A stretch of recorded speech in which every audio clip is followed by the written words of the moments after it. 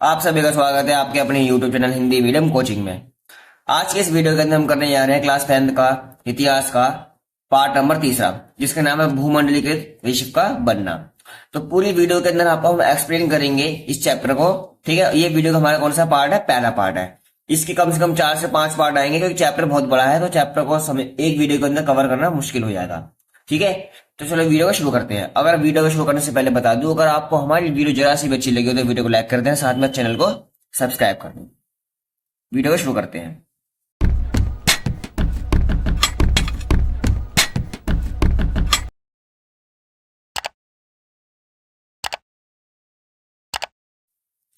सबसे पहले समझते हैं वैश्वीकरण एक आर्थिक पद्धति है। तो वैश्वीकरण क्या है? एक आर्थिक पद्धति है जो लगभग 50 वर्ष पुरानी है, लेकिन भूमंडलीकृत विश्व को बनने में बहुत अधिक वर्ष लगा है। यानी यहाँ पे कहूं बात तो भूमंडलीकृत विश्व यानी पूरे विश्व को बनने में कई वर्ष लगे हैं, लेकिन वैश्वीकरण क्या है? एक हमारी आर्थिक पद्धति है, जिसे हम क्या कहते हैं? एक आर्थिक पद्धति। और सबसे पहले वैश्वीकरण को समझ लीजिए क्या है। वैश्वीकरण को समझने के लिए हमें व्यापार, प्रवास, लोगों की काम की खोज, पूंजी की आवाजाही को समझने की जरूरत है। तभी हमें समझ में आएगा वैश्वीकरण का मतलब क्या होता है। ठीक है, तो वैश्वीकरण को समझने से पहले हमें क्या समझना है? व्यापार को समझना है, प्रवास को समझना है, लोगों की काम की खोज के बारे में जानना है, पूंजी के बारे में। पूंजी का मतलब क्या होता है? यहाँ पे पैसे की बात करें तो पूंजी की आवाजाही यानी कैपिटल को समझने की बहुत जरूरत है। तभी हमें समझ में आया क्या होता है वैश्वीकरण। इस चैप्टर के अंदर हम ये सब चीजें पढ़ने वाले, व्यापार, पूंजी, सब चीजें। ठीक है, चलते हैं सबसे पहले आधुनिक युग से पूर्व का विश्व। सबसे पहला टॉपिक आता है हमारा आधुनिक युग से पूर्व का विश्व, यानी जो आज के टाइम का युग चल रहा है आधुनिक युग। इससे पहले का जो विश्व था, दुनिया थी, वो कैसी थी? मानव समाज मजबूती से जुड़ा हुआ है। प्राचीन समय से ही यात्री, व्यापारी, पुजारी कई कारणों से लंबी लंबी दूरियों की यात्रा करते थे। यानी पुराने समय में क्या होता था? मानव समाज मजबूती से एकदम जुड़ा हुआ था विश्व से, यानी दुनिया से।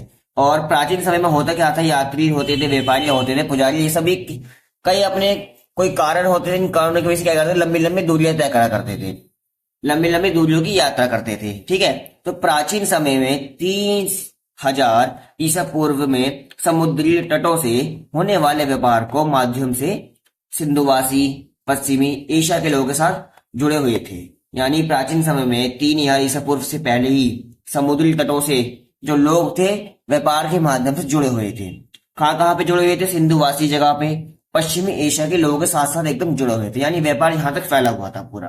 ठीक है, 1000 वर्ष से अधिक समय में मालदीव के समुद्रों में पाई जाने वाली कोरियों की प्राप्ति अफ्रीका और चीन से हुई।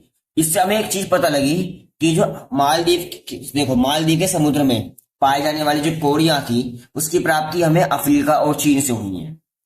ठीक है, ये बात थी कई हजार वर्ष, 1000 वर्ष से भी अधिक समय की बात है। अब कोरियों का मतलब क्या होता है? जिन्हें समुद्र मुद्रा के रूप में प्रयोग किया जाता है। यानी कोरी यहाँ पे पैसों की बात कर, मुद्रा की।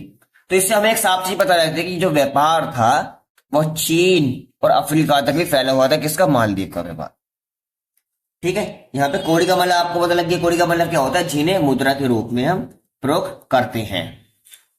ये था हमारा आधुनिक युग से पहले का युग। ठीक है, अब मैं बात करूंगा सबसे पहले रेशम मार्ग। अब हम देखते हैं रेशम मार्ग से विश्व का जुड़ना, यानी पूरे विश्व का किससे जुड़ना? रेशम मार्ग से। रेशम मार्ग का मतलब क्या होता है? देखिए, रेशम मार्ग क्या है? सिल्क रूट है। ईसा पूर्व के समय में ही सामने आ चुके थे और 15वीं शताब्दी तक अस्तित्व में थे।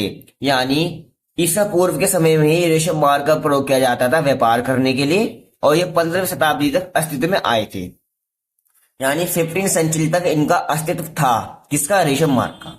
अब देखिए इस मार्ग से चीन में से रेशम के जहाज, भारतीय मसाले व वस्त्र, यूरोप से सोना व चांदी विश्व के सभी भागों या स्थान तक ले जाया जाता था। कहने का मतलब अगर मैं आपको बताऊं, रेशम मार्ग के द्वारा क्या होता था? चीन के जो रेशम के जहाज थे वो जाया करते थे, भारतीय मसाले हो गए, वस्त्र हो गए, साथ में यूरोप से सोना और चांदी विश्व के सभी देशों या सभी स्थानों में पहुंचाया जाता था। इसलिए रेशम मार्ग बहुत इंपॉर्टेंट चीज है।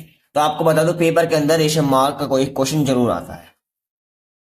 आगे चलते हैं। इन मार्गों से बौद्ध उपदेशक ईसाई मिशनरियां और बाद में मुस्लिम उपदेशक ने भी यात्राएं की। यानी इस मार्ग से साथ में बौद्ध धर्म के जो उपदेशक थे, ईसाइयों के उपदेशक हो गए और मुसलमानों के उपदेशक ने भी क्या करी थी, यात्राएं की थी।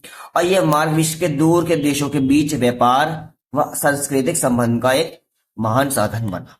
कहने का मतलब ये एक मार्ग, जो रेशम मार्ग था, एक महान साधन बन चुका था सभी लोगों के लिए, व्यापार के लिए भी, साथ में साथ एक सांस्कृतिक संबंध भी बनने थे। एक देश से दूसरे देश के बीच में क्या होता था, सांस्कृतिक संबंध भी स्थापित हो रहे थे।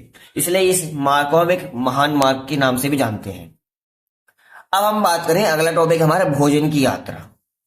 ठीक है, नई फसलों का परिचय, यानी भोजन की यात्रा कैसे हुई एक देश से दूसरे देश के बीच में, यानी पूरे विश्व के अंदर। और साथ में हम देखेंगे नई फसलों का परिचय। अगर आपको इस बीच हमारी वीडियो जरा सी भी अच्छी लग रही हो तो वीडियो को लाइक करना और चैनल को सब्सक्राइब करना। अब सबसे पहले देखते हैं भोजन की यात्रा, नई फसलों का परिचय।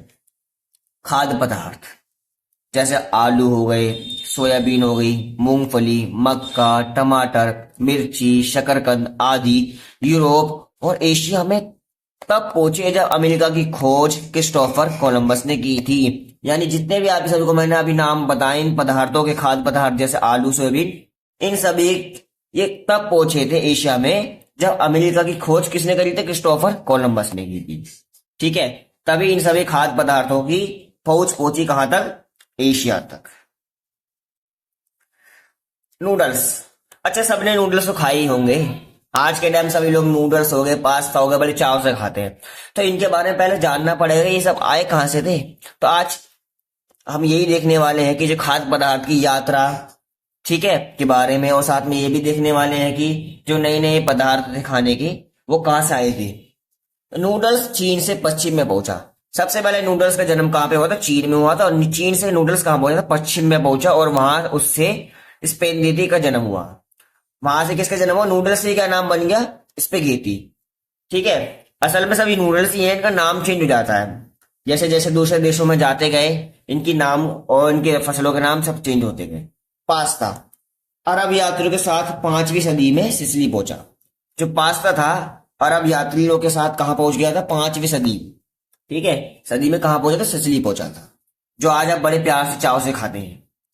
आयरलैंड के गरीब काश्तकार आलू पर अधिक निर्भर हो चुके थे। ये कोई आलू की वैरायटी है जिसका नाम काश्तकार है। तो इस पर जो आयरलैंड के लोग थे, गरीब लोग, बहुत ज्यादा क्या हो गए थे, निर्भर हो गए थे। तो जिस वजह से हुआ क्या था, 1840 के दशक के मध्य में आयरलैंड में आलू की फसल किसी बीमारी के कारण क्या हुई, खराब हो गई। अब हुआ क्या वहां पे, देखिए वहां ना फसल खराब हो गई थी आलू की पूरी तरीके से, किसी कोई बीमारी थी, बीमारी की वजह से, जिस वजह से हुआ क्या, वहां के लोगों की मृत्यु हो गई। अब इसका मृत्यु कारण क्या था, जिस वजह से जब आलू की फसल खराब हो गई तो जिस कारण वहां भयानक अकाल पड़ा आलू का, जिस कारण 10 लाख लोगों की मृत्यु हो जाती है।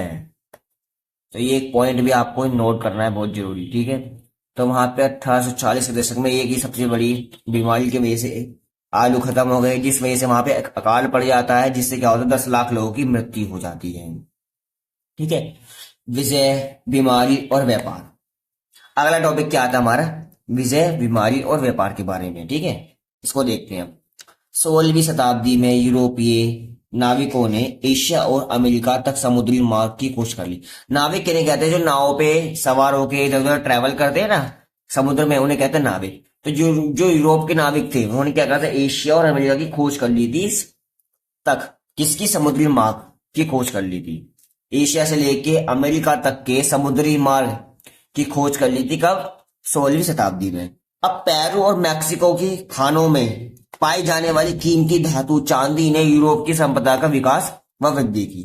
यानी पेरू और मैक्सिको की जो खदानें होगी, वहां पे कीमती धातु पाई जाती है जिसका नाम है चांदी। ठीक है, इसने क्या करा, पूरे यूरोप में संपदा का विकास करा, वहां पे साथ में उनकी वृद्धि करी, यानी ग्रो करा, जिससे यूरोप की तरक्की बढ़ने लगी थी।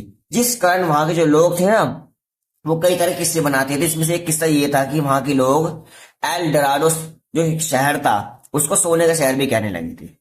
एल डोराडो आपने मूवी के अंदर भी सुना होगा कहीं नाम। तो एक एल डोराडो नाम का शहर था जिसको वहां के लोग सोने का शहर भी कहते थे। ठीक है, 16वीं शताब्दी के मध्य में स्पेन वासी और पुर्तगाली अमेरिका को जीतने वाले पहले यूरोपीय थे। यानी अमेरिका को जीतने वाले पहले यूरोपीय कौन से थे? स्पेन वासी थे और साथ में पुर्तगाली थे। 19वीं शताब्दी तक यूरोप में गरीबी और भूख का ही बोलबाला था। यानी 19 सेंचुरी में तक क्या हुआ था? यूरोप के अंदर, यूरोप में गरीबी छा रखी थी और भूख का ही क्या था? बोलबाला था। तो यहाँ के शहरों में अत्यंत भीड़ थी। यहाँ के शहरों में क्या रहती थी? अत्यंत भीड़ रहती थी और बीमारियों का प्रमुख था। कहने का मतलब यूरोप के अंदर 19 सेंचुरी में बीमारियां बहुत ज्यादा थी, देखने को मिल रही थी। इसलिए ये इस जगह क्या बन गई थी? बीमारियों की जगह बन चुकी थी। और धार्मिक टकराव थे, सदैव रहते थे। यानी कई सारे धर्म के लोग वहां पे रहते थे, जिससे होता क्या था? आपस में दो धर्म या तीन धर्मों के बीच में टकराव बना रहता था। तो इन सभी कारणों से वहां पे हजारों लोग यूरोप से भागकर अमेरिका आ गए थे। इस वजह से क्या हुआ था? वहां पे रहने वाले, यूरोप के अंदर रहने वाले हजारों लोग वहां से भागकर अमेरिका आ गए थे। ठीक है। अब 18वीं शताब्दी के अंतिम दशकों में चीन और भारत को दुनिया के सबसे अमीर देशों में गिना जाता था। ध्यान रखना, 18 सेंचुरी में क्या था? 18 सेंचुरी का अंतिम दशक, जब 18 सेंचुरी हमारी खत्म होने वाली थी, उसके आखिरी दशकों में क्या था? चीन और भारत को दुनिया के सबसे अमीर देशों में गिना जाता था। क्योंकि एक चीज और ये भी थी, क्योंकि भारतीय उपमहाद्वीप व्यापार का केंद्र बन चुका था। कि उस समय क्या था? भारत का जो उपमहाद्वीप था उस समय एक व्यापार का सबसे बड़ा केंद्र बन चुका था, जिस वजह से चीन भी और भारत दोनों ही सबसे अमीर देशों में शामिल होते थे विश्व के अंदर। अब लेकिन विशेषज्ञों के अनुसार, जो वैज्ञानिक थे, विशेषज्ञ इतिहासकार जो होते हैं, उनके अनुसार क्या था कि 15वीं शताब्दी से चीन ने अपना व्यापार दूसरे देशों के साथ कम करना शुरू कर दिया था, जिस वजह से हुआ कि अमेरिका के बढ़ते महत्व के साथ व्यापार की दिशा पश्चिम की ओर उन्मुख होने लगी और इस तरह से यूरोप ही विश्व व्यापार का केंद्र बन गया। देखिए क्या हुआ असल में, जब विशेषज्ञों के अनुसार क्या था, जो चीन था उसने क्या करा? अपना व्यापार दूसरे देशों के साथ कम कर दिया, जिस वजह से हुआ क्या? जो अमेरिका के बढ़ते महत्व, उस समय अमेरिका का महत्व भी बढ़ रहा था व्यापार का, तो अमेरिका के बढ़ते महत्व के वजह से व्यापार की दिशा चेंज हो जाती। कहाँ हो जाती है? पश्चिम के देशों की तरफ बढ़ जाती है। ठीक है, पश्चिमी देशों की तरफ व्यापार का उन्मुख हो जाता है, जिस वजह से क्या होता है? यूरोप क्या बन जाता है? विश्व व्यापार का केंद्र बन जाता। यूरोप सबसे बड़ा केंद्र बन चुका था विश्व व्यापार का, इसी कारण, क्योंकि चीन ने अपना जो व्यापार था दूसरे देशों के साथ कम कर लिया था, जिस वजह से हुआ क्या था? आप सभी जानते हैं। तो देखिए आज के इस वीडियो के अंदर बस इतना ही है। ये हमारे वीडियो का पहला पार्ट था। अगर आपको हमारी वीडियो अच्छी लगी हो तो प्लीज हमारी वीडियो को लाइक कर देना, साथ में वीडियो को शेयर भी करें और अपने दोस्तों को वीडियो शेयर जरूर इसलिए करें ताकि अगर उन्हें लगता है, आपको लगता है कि हमारी वीडियो आपको अच्छी लगी, तो उनको भी भेजें जिससे वो भी पढ़ सके और साथ में पेपर के अंदर अच्छे मार्क्स लेके आ सके। और साथ में चैनल को सब्सक्राइब भी कर लेना, ठीक है, जिससे आपको हमारी वीडियो सबसे पहले मिले, जो भी वीडियो हम नहीं डालने वाले हैं। तो बस आज की वीडियो के अंदर इतना ही, फिर मिलेंगे इसी तरह एक नई वीडियो के अंदर जिसके अंदर पढ़ेंगे इसका पार्ट 2। धन्यवाद।